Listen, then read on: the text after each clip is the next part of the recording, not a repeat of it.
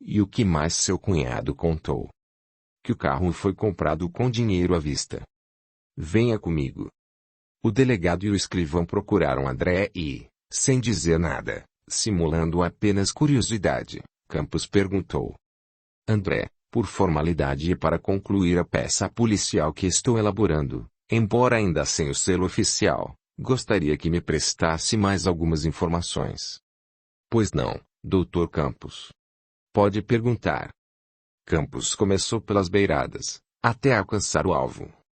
Só para confirmar. Todos os 4 irmãos Calvino têm posses? Sim. Todos já trabalharam com o comendador nos supermercados? Não, senhor. Todos se davam bem com o pai? Algum tinha alguma queixa?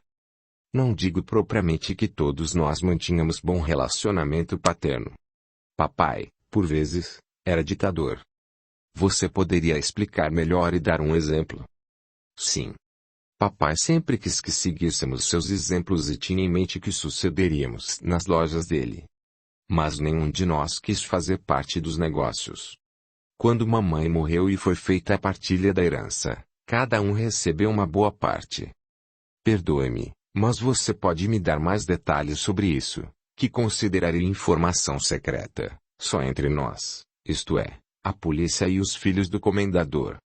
Cada um recebeu algo na ordem de 15 milhões de reais. Campos chegou ao ponto que queria. E todos fizeram essa fortuna aumentar? André vacilou. Isso não passou despercebido ao policial. Nem todos, Dr. Campos, respondeu André. Como assim? Marcos, infelizmente, de longos anos é alcoólatra compulsivo.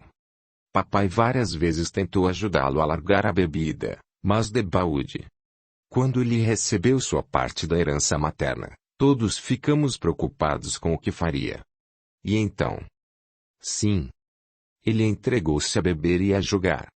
Dissipou em 2 anos o que recebera. Aliás, de verdade, nunca trabalhou. Quem sustentava a casa, antes da herança que recebeu, era a Judite, sua esposa, professora e muito trabalhadora no lar também. No recebimento da parte de Marcos na herança materna, ela, inclusive, exigiu que fossem comprados 3 imóveis com dinheiro da herança, prevendo o que poderia acontecer e que infelizmente aconteceu. Marcos ficou sem dinheiro. Judite jamais concordou em assinar a venda de nenhum dos imóveis. As despesas da família são bancadas pelo salário da esposa e pelo aluguel dos imóveis. E como é que ele continuou a sustentar o vício do álcool e do jogo? No jogo, ele perdeu todo o crédito com os cambistas. Quanto ao álcool, sempre deu um jeito de alguém pagar-lhe a bebida. E, quando suas dívidas aumentavam, os donos dos bares procuravam papai, que imediatamente os indenizava. Extremamente magoado, André ainda informou. Eu próprio levei Marcos por 3 vezes, com consentimento de Judite e dos filhos dele, e o internei, primeiro no hospital e depois em clínicas especializadas, para se livrar da bebida. Papai sempre pagou adiantados a estadia e o tratamento. Mas ele sempre fugia poucos dias após chegar e nunca cogitou se tratar. Campos, ante a sincera colaboração de André, comovido, deu-lhe um abraço fraternal e confidenciou. Agradeço de coração que você me contou. Serei discreto e isso ficará entre nós. Mas tenho uma terrível informação para você. André, recuperando-se em parte da tristeza, quis saber. Por favor, diga-me o que o senhor está pensando ou o que sabe.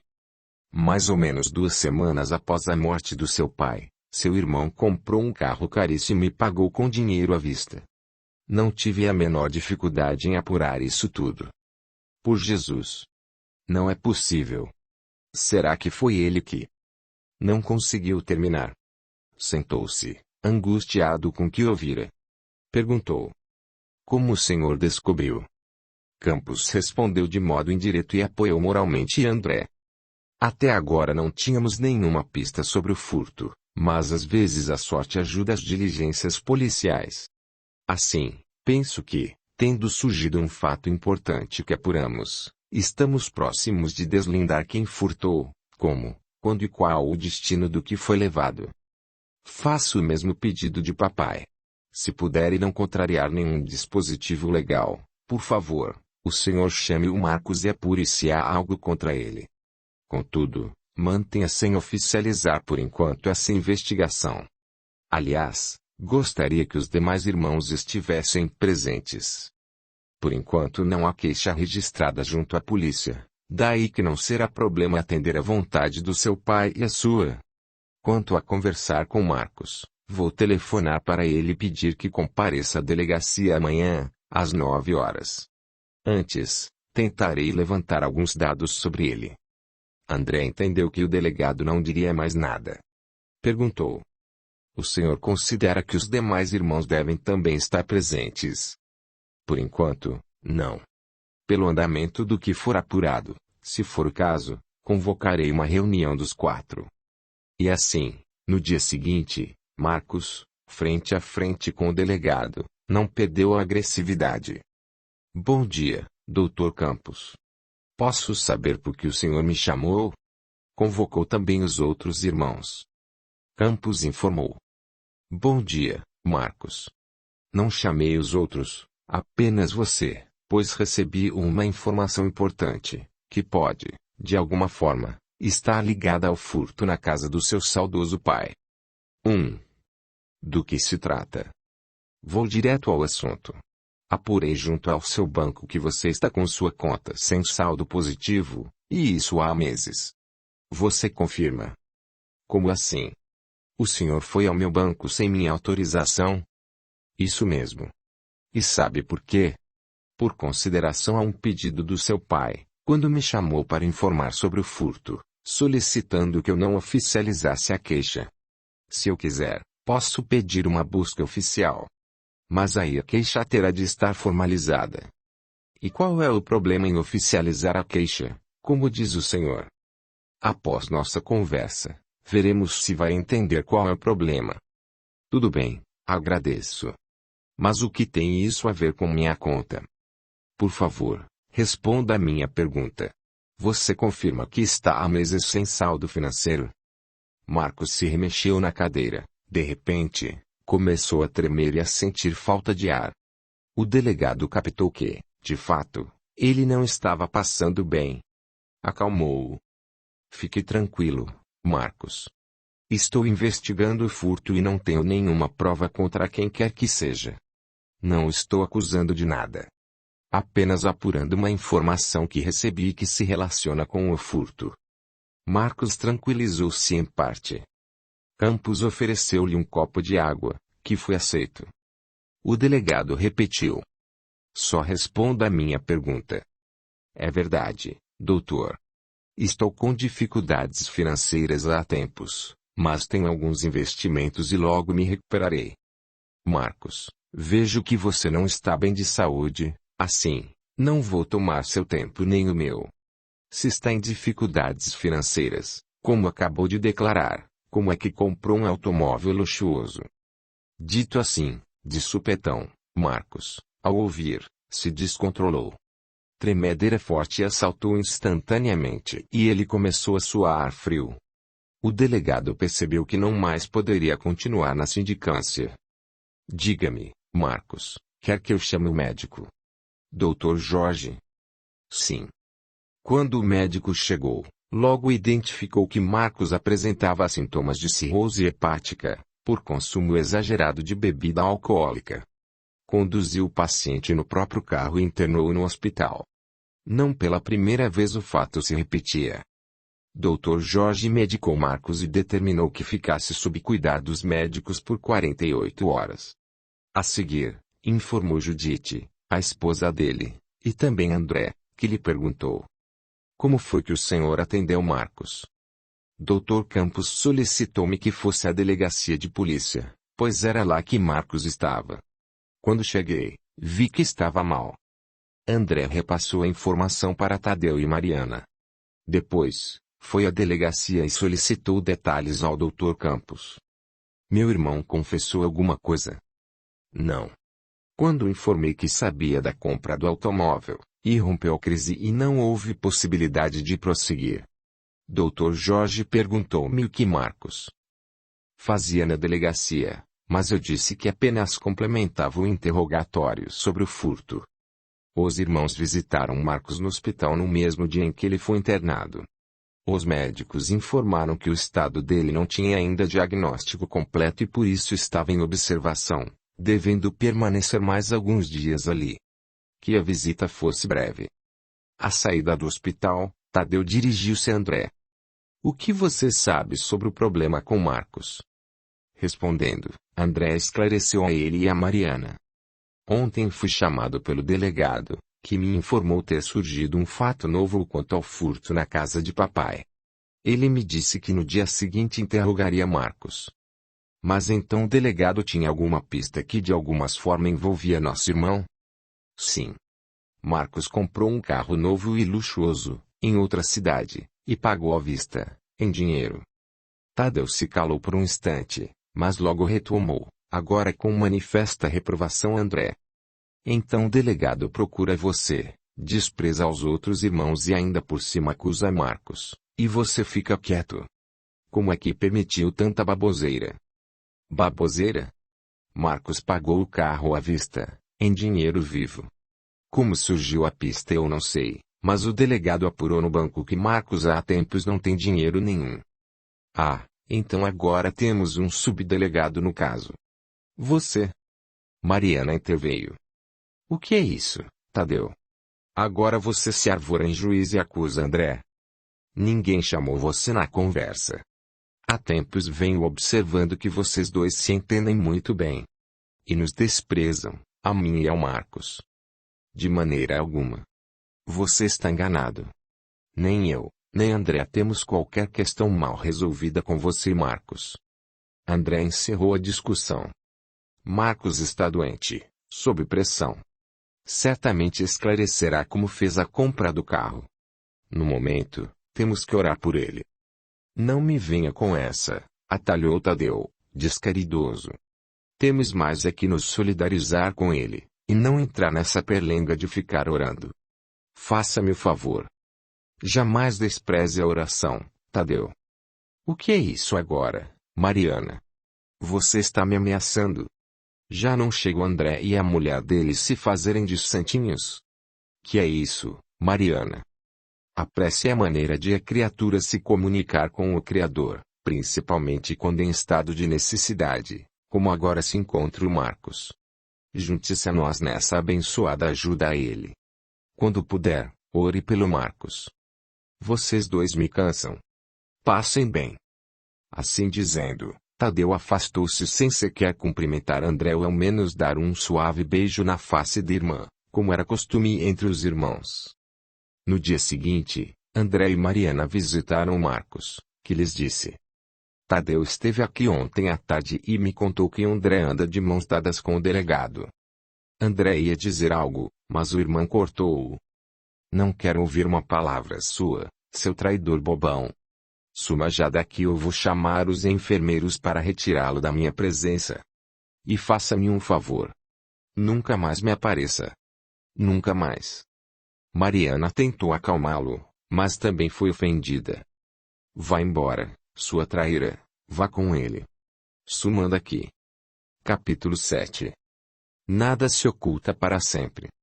2 dias depois, o delegado, com a autorização dos médicos que atendiam Marcos, visitou e, acomodados e a sós em um pequeno jardim no terreno do hospital, conversaram. Campos falou. Marcos, vejo que você não está bem ainda e por isso quero lhe dizer que tenho a maior consideração por você e sua família. Talvez vocês não saibam, mas o comendador ajudou-me numa fase difícil da minha vida. Deus o tenha.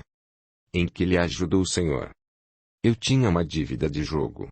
Mas, graças a Deus, certa vez eu resolvi um caso de roubo à mão armada num dos supermercados do seu pai. Identificamos o ladrão, mas o comendador pediu que não o prendesse, pois ele o conhecia e sabia que ele estava sem dinheiro para comprar mantimentos. Inclusive nem prestou queixa. Meu pai tinha dessas bobeiras. Imagina, não prender o ladrão. Audiolivro realizado pelo canal Surya Chand Audiobook. Alguns dias depois eu estava no banco negociando com o gerente da minha conta um empréstimo para pagar minha dívida de jogo e seu pai também estava lá, perguntando-me se estava tudo bem. Respondi que sim, mas ele notou alguma coisa em mim e sem mais nem menos ofereceu. Se você está com dificuldades financeiras, talvez eu possa ajudá-lo. Vamos lá, diga-me o que está fazendo aqui. Respondi que ele não precisava se incomodar e que eu já tinha resolvido o meu problema.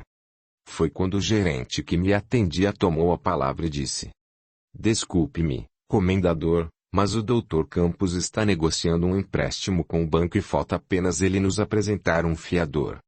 Seu pai disse simplesmente: Não falta mais, se eu servir. O resto não preciso contar.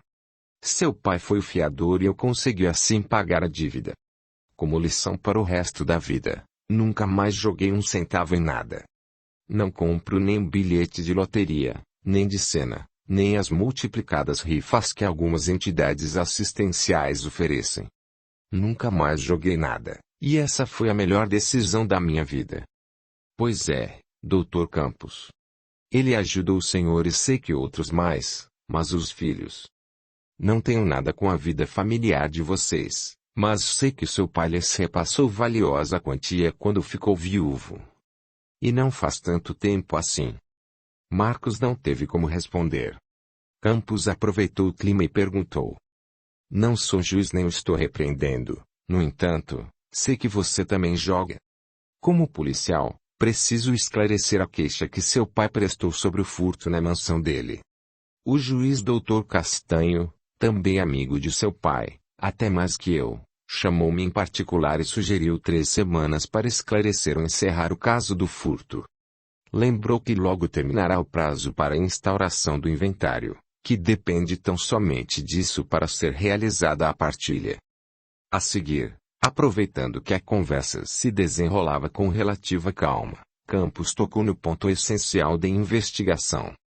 E é com a lembrança no seu pai que peço que você me diga com sinceridade como conseguiu o dinheiro para comprar o carro. Marcos não se deixou pegar desprevenido. Tivera tempo para pensar e respondeu, tranquilo. Como o senhor mesmo disse, tenho bens de herança. Mas Campos, tarimbado em interrogatórios, tinha um arsenal de perguntas objetivas. Disparou. Se você tinha esse dinheiro todo para pagar o carro à vista, só me diga de onde você tirou o dinheiro com o qual pagou o carro. Aí o senhor já está entrando em minha intimidade. Ao contrário, estou investigando um caso de furto e é minha obrigação apurar qualquer fato ou informação que se relacione com ele. Mas o senhor já me inquiriu antes e viu que nada tenho a esconder. Muito bem, então me responda de onde você retirou o dinheiro para a compra do carro. Eu vou conferir e encerramos aqui este interrogatório. Mas, e se eu tinha esse dinheiro guardado em casa? Aí vamos conversar com sua esposa, Dona Judite, para confirmarmos, pois, segundo o que ela me disse, há muito tempo você não tem mais dinheiro nem para ajudar nas despesas da família, que vem se sustentando com o salário dela, de professora. Quando o assunto se dirigiu para a família, Marcos se descontrolou. O senhor já fez estas mesmas perguntas para meus outros irmãos. Não poderia, pois nenhum deles comprou um carro luxuoso à vista bem depois do furto. Agora o senhor está me acusando de ser o ladrão. De forma alguma, aliás, estou lhe dando todas as chances de se explicar. Campos captou que era hora de dar um provável checkmate. Se não quiser, não me responda mais nada. Até aqui eu disse que esta investigação transitava na informalidade. Mas, sem suas respostas, vamos abrir oficialmente o caso. Dr. Castanho e eu pensamos por igual. Resguardar a memória do comendador e da família, mas não tergiversar em relação à verdade sobre o furto. Marcos sentiu-se inapelavelmente encurralado. Uma investigação oficial mostraria mesmo que ele estava falido e que em nenhuma fonte financeira poderia ter tido acesso ao dinheiro da compra do carro. Balbuciou. Se eu contar o que sei, o que pode me acontecer? Já disse que estou lhe dando a oportunidade de esclarecer os fatos. Sem você me contar o que sabe, como prognosticar algo? Na hipótese de eu confessar, quero dizer, contar o que sei, o que o senhor vai fazer. Em primeiro lugar, convocar seus irmãos e o doutor Castanho, para que saibam o que você vai contar. Penso que, se tudo for esclarecido e ninguém tiver prejuízo, talvez esse furto possa ser desqualificado. Como assim? Simples. Com tudo que estava dentro do cofre voltados para a mansão, junto com os quadros e as peças ornamentais de valor. E não adianta tentar esconder algo, pois seu pai me disse exatamente o que havia no cofre, e descreveu quais foram os quadros e demais itens furtados. Mas e o furto propriamente dito? E os ladrões? Serão presos. Agora Campos, de caso pensado, deu precioso cheque-mate. Em termos de xadrez, todos os cheques-mates são preciosos. Não haverá ladrões. Mas preste bem atenção. Se for da família quem tirou o conteúdo do cofre, os quadros e tudo o que foi levado, o motivo bem que pode ter sido para evitar, justamente, um furto. Não estou entendendo. Digamos, por exemplo, que tenha sido um familiar quem retirou as coisas do cofre e o que mais foi furtado. Essa pessoa bem que poderia estar pensando em impedir que, na ausência do comendador, a mansão ficasse vulnerável, e daí resolveu retirar os bens de lá e guardá-los em lugar seguro, aguardando o retorno dele. Marcos, que suava em bicas, respirou aliviado. Arrependido de não ter sido prudente na compra do carro, que pagara à vista, e ante a perspectiva de o delegado tornar oficial o furto, e ele ser preso, resolveu confessar, ou melhor, contar. Sim, Dr. Campos. Fui eu que levei as coisas do cofre para um lugar seguro. Campos viu que Marcos entendera a sua proposição de como resolver o furto sem prendê-lo. Muito bem. Você tem 48 horas para repor tudo que tirou da casa. Se não tiver todo o dinheiro, pois comprou o carro, diga isso para seus irmãos e veremos a solução que vocês encontrarão. Combinado? Confio no senhor. Vou fazer o que me aconselhou. Não, Marcos, eu não aconselhei. Apenas expus uma probabilidade que você, aparentemente, confirmou. Mas falta um dado principal para esclarecer o furto, quer dizer, a ocorrência. O delegado, de caso pensado, substituir o termo furto por ocorrência. Já disse que fui eu. O que mais falta? Você me contar quem foi seu companheiro no ato. Marcos quase surtou. Desconhecia que o guarda noturno da mansão tivesse contado ao delegado que haviam sido 2 os larápios que tinham praticado o furto. Ficou lívido e voltou a suar em abundância. Sentiu-se fortemente acuado. Não adiantava tentar mentir. Assim, vendo que não tinha mais escolha, informou, tremendo. Meu irmão. O delegado, agora ele, levou um susto. Perguntou. Qual irmão? Tadeu. Ele ficou com os quadros, os objetos decorativos e a metade do dinheiro. Campos raciocinou rápido. Se os médicos autorizarem, você e eu iremos agora mesmo conversar com ele. Nada diremos aos outros irmãos, André e Mariana, antes de concluirmos esta investigação. Obtida a autorização, o delegado e Marcos dirigiram-se à cidade na qual Tadeu residia. Na viagem, curta, aliás, posto que não fosse longe, não trocaram palavra. Quando chegaram ao escritório de Tadeu, ele atendia um cliente. Campos solicitou à recepcionista que não divulgasse a presença dele e de Marcos, porque iriam fazer uma surpresa. Quando terminou a reunião com o cliente, Tadeu abriu a porta para se despedir dele. Deu de cara com o irmão e o delegado na sala de espera. Perspicaz, em um segundo compreendeu o motivo daquela visita. Notou, também de pronto, que Marcos tremia e suava muito. Disfarçou. Ora, aqui devo a honra de o Dr. Campos vir até aqui. Bom dia, Dr. Tadeu. Preferimos conversar em privado. Pois não. Por favor, entrem. Acomodados, frente a frente, sem Marcos nada a dizer, Tadeu dirigiu-se a ele. E aí, Marcos, o que veio fazer aqui? Ou foi o delegado que o trouxe? Não adianta esconder mais nada, Tadeu. O Dr. Campos já sabe de tudo. Contei-lhe que fomos nós dois que fomos lá à casa de papai e pegamos as coisas de valor. Tadeu empalideceu e perdeu pose. Mas arriscou. Você está louco? Eu não roubei nada. Tadeu se traiu, usando o verbo roubar. Campos foi taxativo.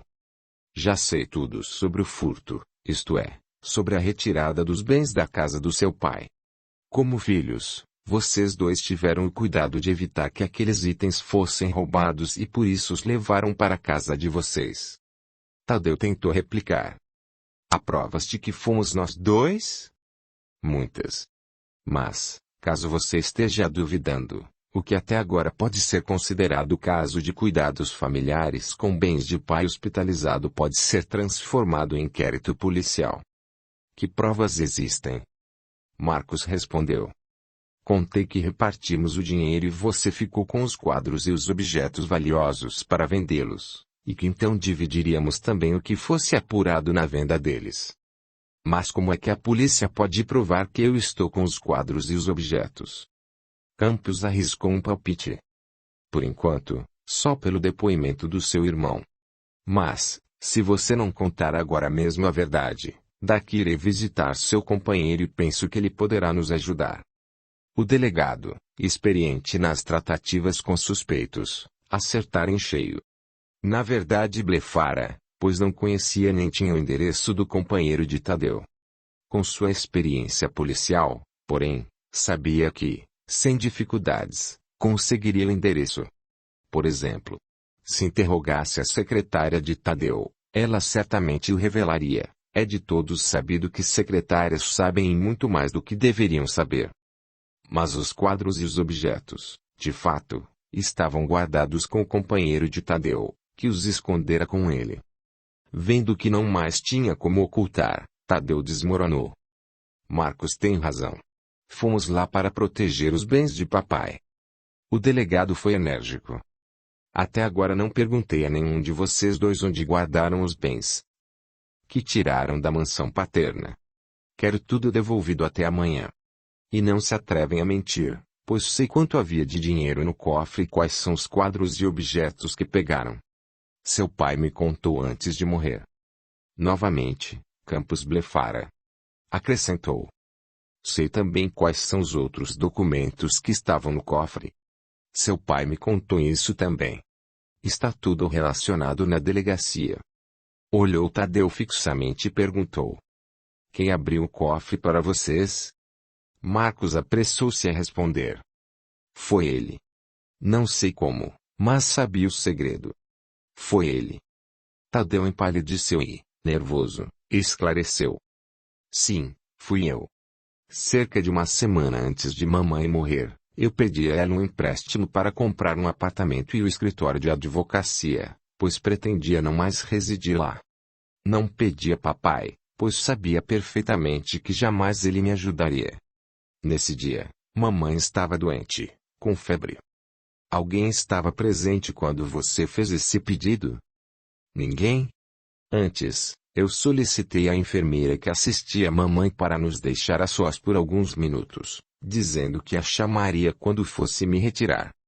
Foi quando expus meu plano de me mudar e expliquei a ela que quando eu pudesse devolveria o empréstimo. Por favor, responda-me.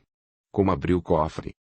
Como sempre bondosa, mamãe atendeu-me e, impossibilitada de sair do leito, deu-me o segredo do cofre, estipulando o quanto eu deveria retirar. E foi o que fiz. Depois, memorizei a senha. Campos alertou, ainda. Aguardo ambos na delegacia amanhã, mais ou menos na hora do almoço. Contudo, de lá iremos até a casa do seu pai e vocês dois vão colocar nos respectivos lugares o dinheiro, documentos, objetos e quadros. Do contrário, abrirei oficialmente o caso, e pretendo ter uma entrevista com o Dr. Castanho, pois ele tem informações importantes sobre o testamento do seu pai. Acrescentou. Só após os bens serem devolvidos é que chamaremos seus irmãos e vocês contarão a eles o que fizeram.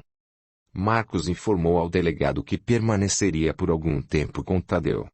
Campos retornou só. Marcos e Tadeu, assim que ficaram sozinhos, travaram áspero diálogo. Tadeu começou. Você é mesmo um traíra, um panaca. Traíra.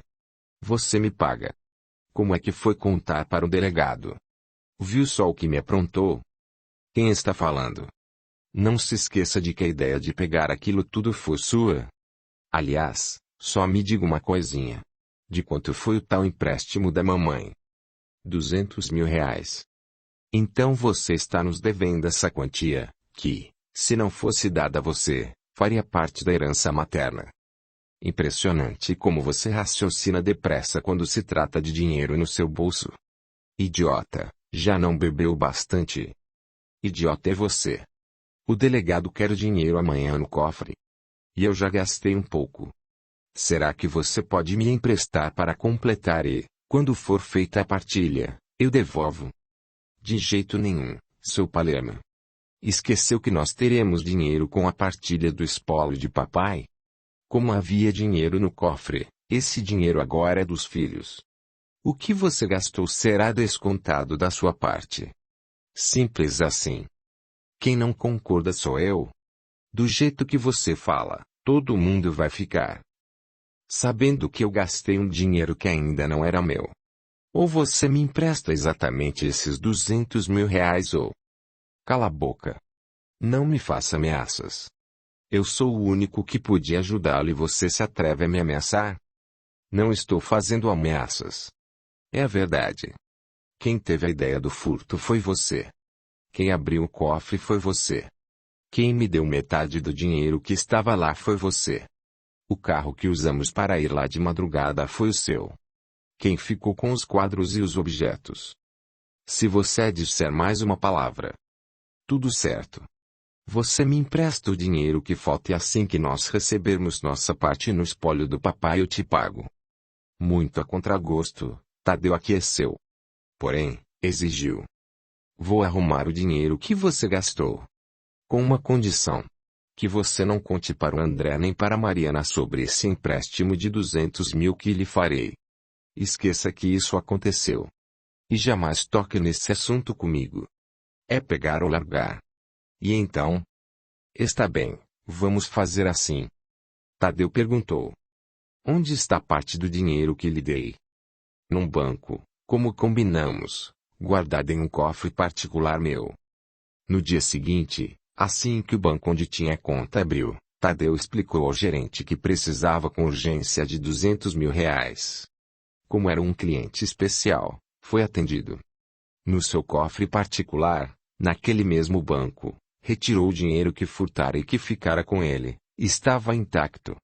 Dali foi à casa de seu companheiro e pegou os quadros e objetos que, de fato, estavam lá. Viajou, passando na casa de Marcos, e juntos compareceram à delegacia na luxuosa caminhoneta de Tadeu. Campos os esperava. Cumprimentou-os e perguntou secamente. Tudo que foi tirado está com vocês? Exatamente tudo.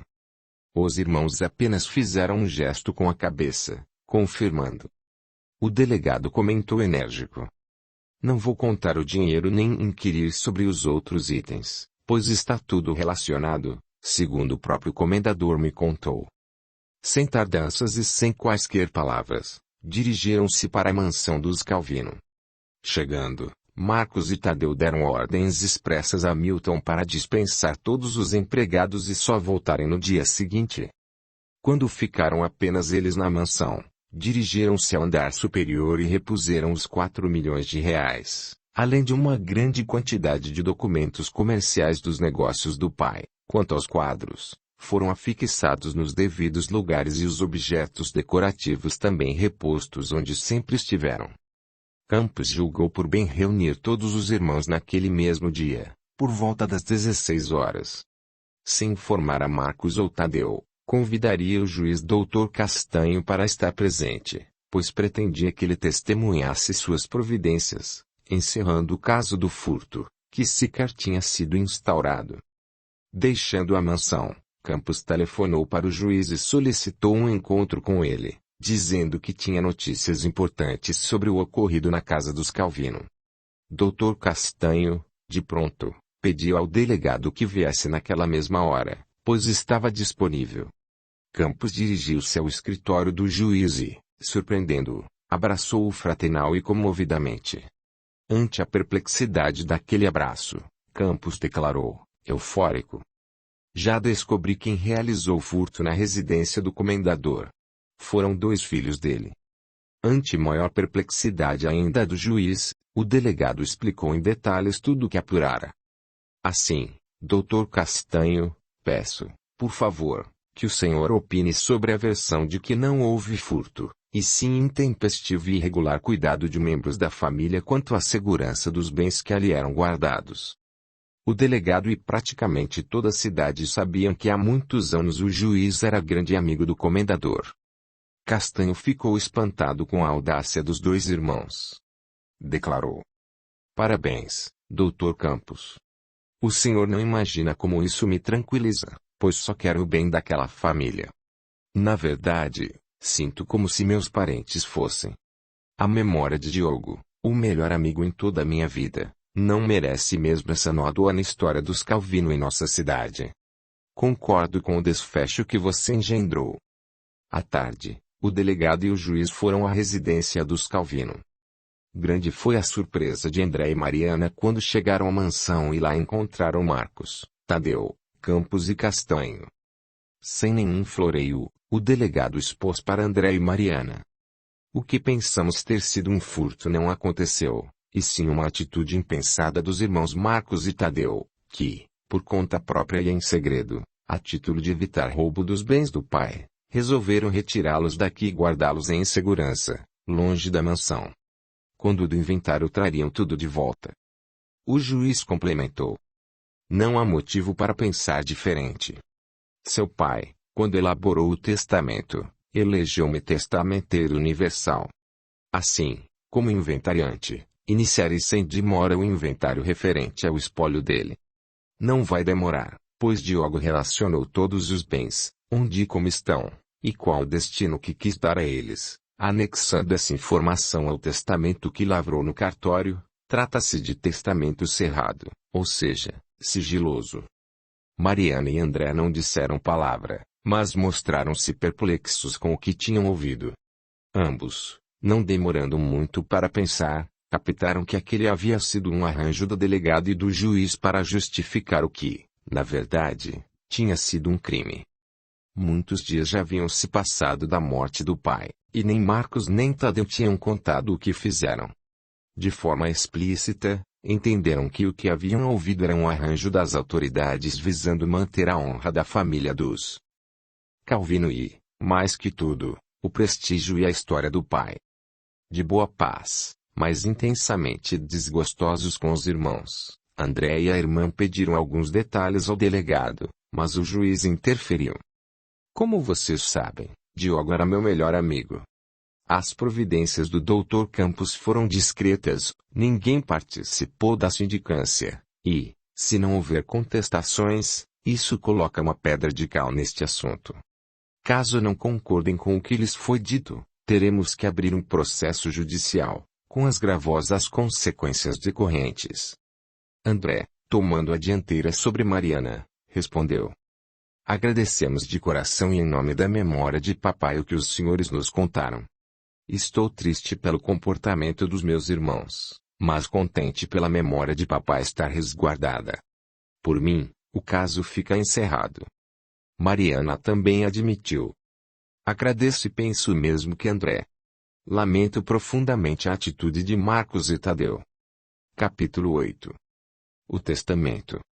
Procedidas as providências jurídicas preliminares, inventário concluído e devidamente registrado em cartório, o Dr. Castanho, testamenteiro universal e inventariante do espólio de Diogo, convocou os herdeiros para a abertura do testamento.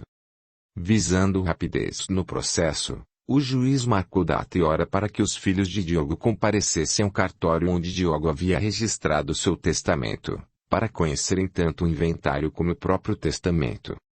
Os irmãos ficaram surpresos quando souberam que o juiz, tão amigo de Diogo, fora nomeado como testamenteiro e inventariante, sem que isso sequer fosse comentado com os filhos.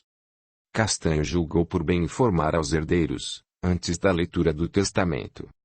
Não houve a menor dificuldade para elaborar o inventário, posto que Diogo, ele próprio, relacionou todos os bens dele. Marcos, sempre petulante, interrogou: e quando é que nós poderemos conferir esses bens que foram relacionados por papai? Quando, segundo a lei, chegar a hora.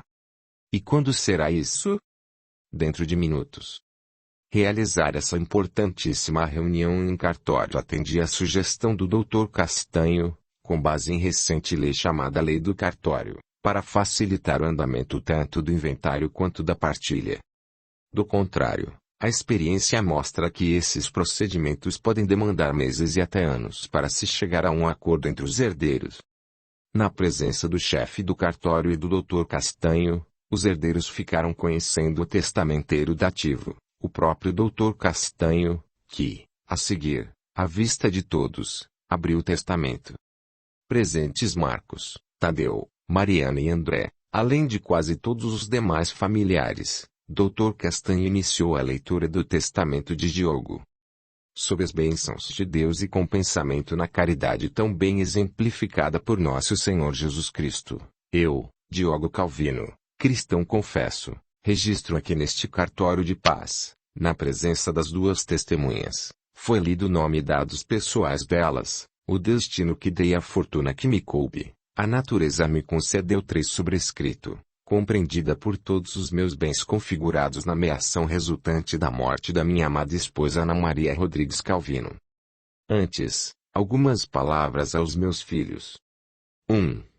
Como todos sabem, sempre amparei minha família, jamais deixando faltar algo a meus familiares, sempre os orientando no reto proceder e conseguindo que todos estudassem para dirigirem suas vidas e conquistarem, de moto próprio, as bênçãos que emanam do trabalho honesto. 2. Meu casamento com Ana Maria se pautou pela comunhão universal de bens. Quando fiquei viúvo, cumpri com respeito a lei dos homens, mas principalmente a lei de Deus, sobre meus filhos, repassando-lhes por igual o que de direito lhes pertencia, como herdeiros legítimos, sem sequer intervir ou sugerir o que deveriam fazer com o que cada um recebeu. 3.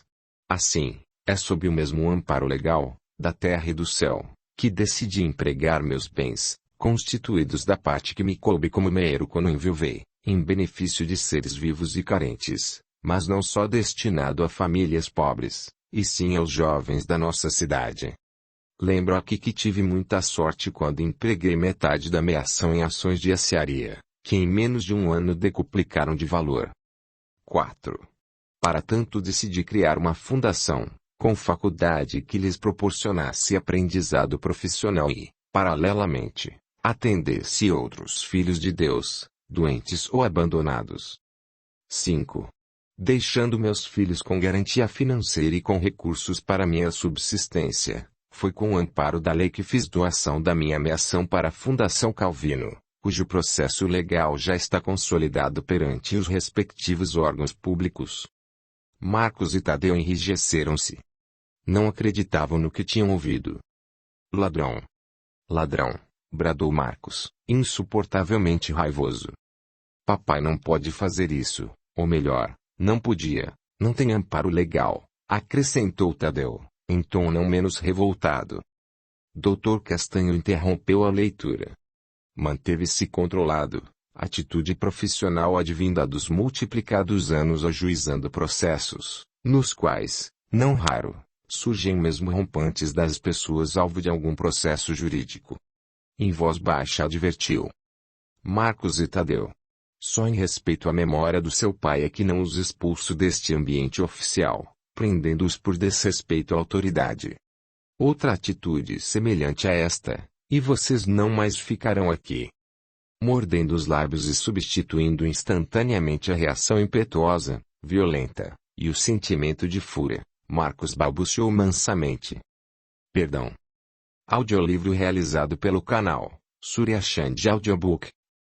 Tadeu também se desculpou. Dr. Castanho apenas ignorou isso e prosseguiu. 6.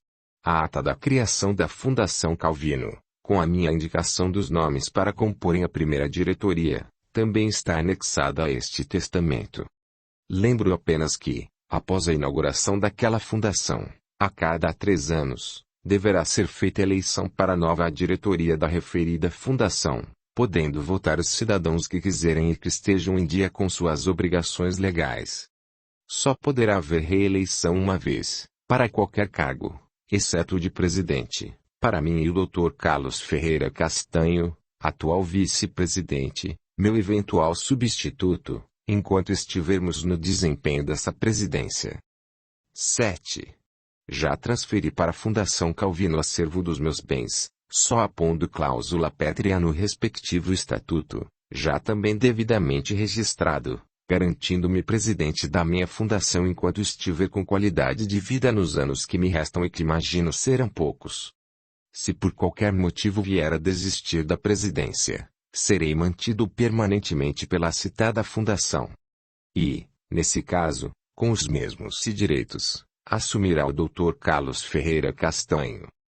Consta ainda do referido estatuto, igualmente em cláusula pétrea, que o meritíssimo senhor juiz federal, já aposentado, Dr. Carlos Ferreira Castanho será o vice-presidente até seu último dia de vida, ou quando de livre vontade quiser deixar tal cargo. Assim, se Deus me convocar primeiro para deixar este mundo, Dr. Carlos Castanho assumirá a presidência, que será exercida por ele até quando quiser, e espero que até seu último dia de vida. 8. Para facilitar as ações decorrentes da minha morte, quanto ao meu espólio, designo o referido juiz Dr. Carlos Castanho como meu testamenteiro universal e inventariante dativo. Eu próprio já relacionei todos os meus bens, conforme relatório detalhado anexo a este testamento. 9. Por precaução solicitei à diretoria da Fundação Calvino que trimestralmente eu seja examinado de saúde, física e mental, cujos relatórios, a partir deste testamento, também deverão ser anexados ao mesmo, em cartório. 10. Enquanto eu estiver vivo, a mansão que por tantos e tantos anos abrigou minha família permaneça como minha residência, meu endereço e meu lar. Mas é meu desejo que desde já seja transformada em sede da Fundação Calvino e que sempre o seja. Aqui, lembro que quando enviuvei passei a ser dono plenipotenciário da mansão onde vivi, isto é, citado imóvel passou a ser integralmente meu, como parte da minha ação legal. 11. Finalmente informo aos meus filhos, certamente aqui presentes, que a família Calvino tem mais um membro, além dos conhecidos. Agora foi Tadeu que não se conteve. Impossível. Impossível. Dr. Castanho interferiu novamente. Dr. Tadeu. Não interrompa a leitura com sua opinião antes de a palavra ser dada a todos, um por um. Tadeu recolheu-se. O testamenteiro prosseguiu. Vou reler o início do item 11. Finalmente informo aos meus filhos, certamente aqui presentes, que a família Calvino tem mais um membro, além dos conhecidos. Esse outro membro mandado por Deus é Diego dos Santos Calvino, nascido quase 2 anos após minha viuvez, filho biológico da senhorita Helena dos Santos. O nome do pai será oportunamente revelado, por ele próprio. Quanto à mãe de Diego, é filha de Hamilton Santos, meu atual gerente caseiro. Há mais ou menos um ano fui procurado por Hamilton, que me contou que a filha dera à luz uma criança do sexo masculino, fruto de um breve relacionamento com o pai dessa criança, o qual, sendo casado, por isso negou-se a assumir a paternidade. Judite, Mariana e Cristina, intensamente nervosas, entreolharam-se, confusas. O juiz captou o espanto delas e amigavelmente sugeriu que se acalmassem, pois tudo se esclareceria. Educadas, as mulheres nada disseram, conquanto em seus corações a dúvida abrisse fendas de difícil fecho. Castanho prosseguiu. Hamilton procurou-me porque a criança precisava de tratamento médico especializado, caríssimo. Que eu lhe emprestasse o dinheiro necessário, e ele e a filha me pagariam quando pudessem. Banquei o tratamento e com a graça de Deus o menino ficou curado. Não aceitei a reposição do que gastei. Acompanhando o tratamento médico dessa criança, apeguei-me muito a ela. Foi quando o Hamilton me contou, constrangido, que o pai da criança era da família Calvino, sem dizer quem era o pai, pois a filha não revelou e o fez jurar que jamais contaria para alguém esse segredo, pois se o nome fosse revelado haveria escândalo social, o que ela veementemente queria evitar. Decidi então conversar com Helena, e ela me disse em segredo o nome do pai de Diego. Chamei esse meu parente e combinei com ele que, dependendo da vontade de Deus, se eu morresse dentro de 5 anos, ele revelaria ser o pai de Diego, assumindo todos os deveres legais respectivos. E, se quisesse, antes disso, se surgisse a oportunidade. Anotei todos os detalhes num envelope, que lacrei e entreguei ao meu amigo, o Dr. Carlos Castanho, juntamente com exames de DNA comprobatórios. Dr. Castanho só abrirá esse envelope dentro de 5 anos, a contar da data que assinalei, ou antes, se o pai de Diego resolver esclarecer o que aqui narrei. A convite de Helena, apadrinhei Diego, a quem amo de coração, fazendo preces a Deus para que surja uma oportunidade dessa revelação, atendendo o futuro dessa criança. Essa informação de paternidade estou registrando às vésperas do meu 80º aniversário. Marcos, intempestivamente, levantou-se e de punhos fechados vociferou: eu mato esse sem vergonha de pancada. O juiz advertiu-o: retrate-se imediatamente dessa ignorante atitude ou deixe esta reunião. Marcos, ansioso pela conclusão daquela leitura, para ele tão ingrata, bancou humilde. Está bem. Retiro o que disse. Foi uma ideia mesmo ignorante. Dr. Castanho continuou. 12.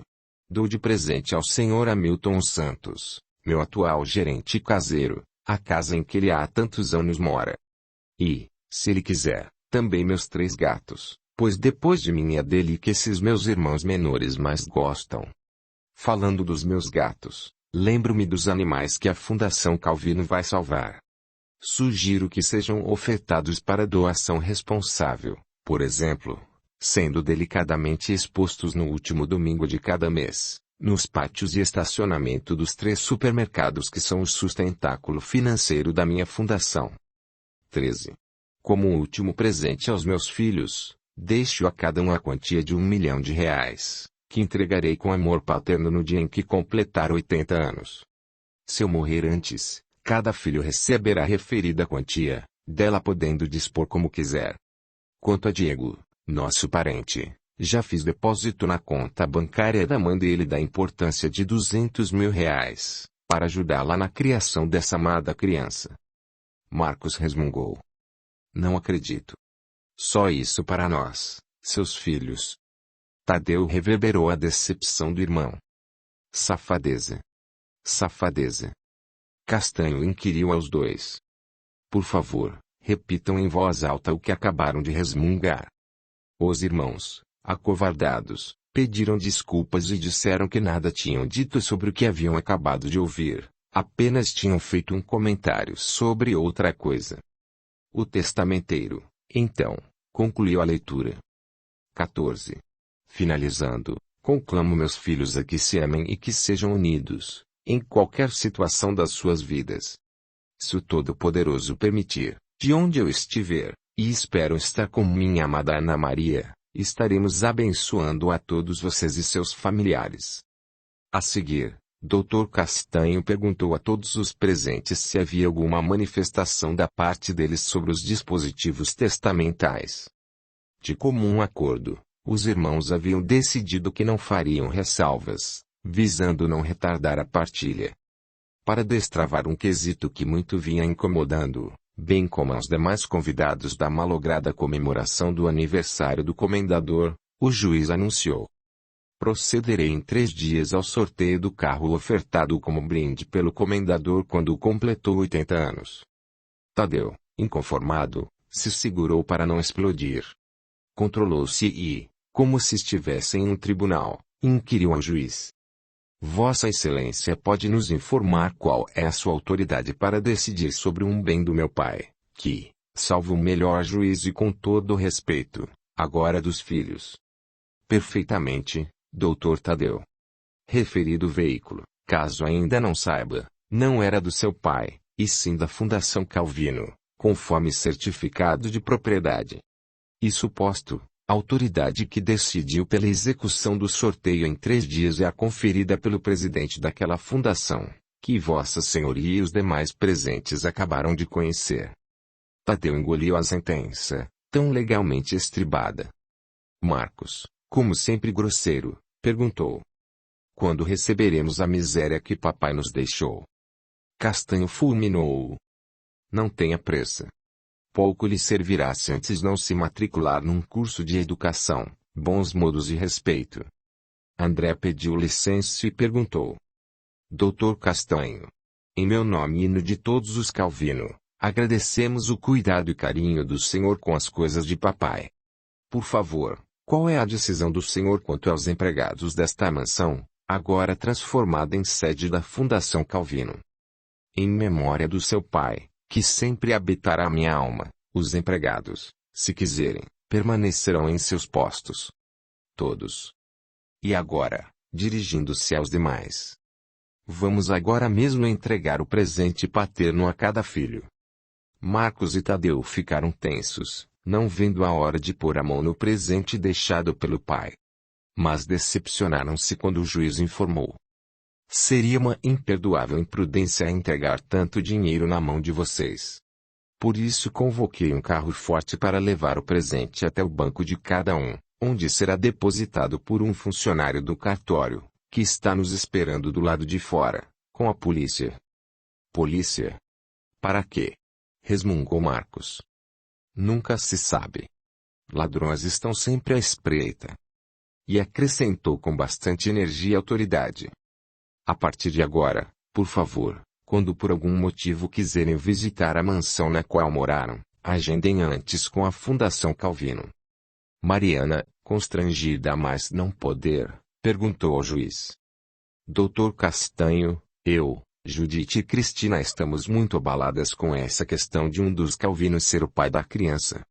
Será que o senhor não poderia nos revelar esse segredo, pois, do contrário, como é que poderemos conviver com nossos maridos, se quer olhar para eles?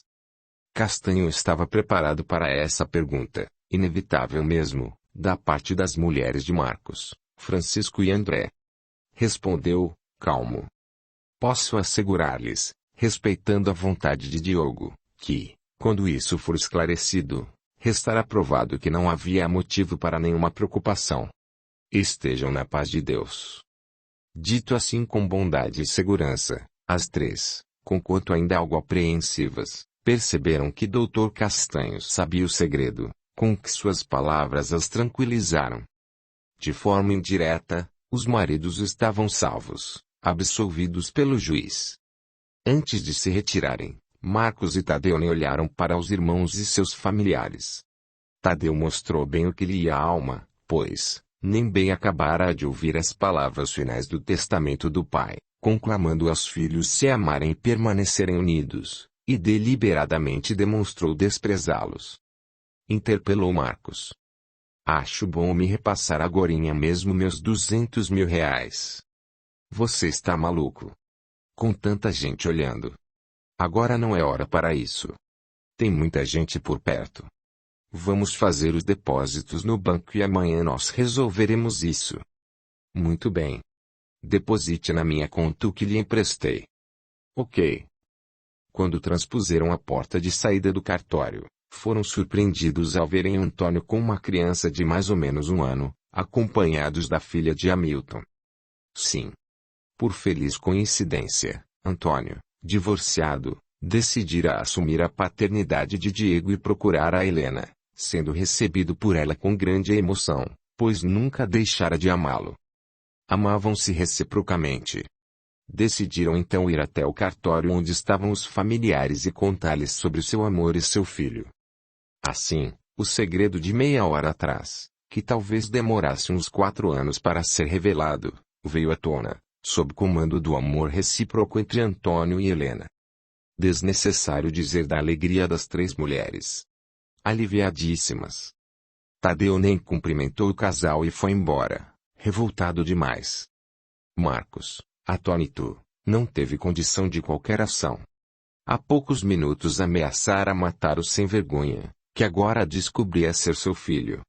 E estava bem ali, com Helena e Diego. A criança sorriu para Marcos quando ele se aproximou para dizer poucas e boas a Antônio. Contudo, interrompeu o programado ataque verbal ao filho, comovendo-se ao ver o neto.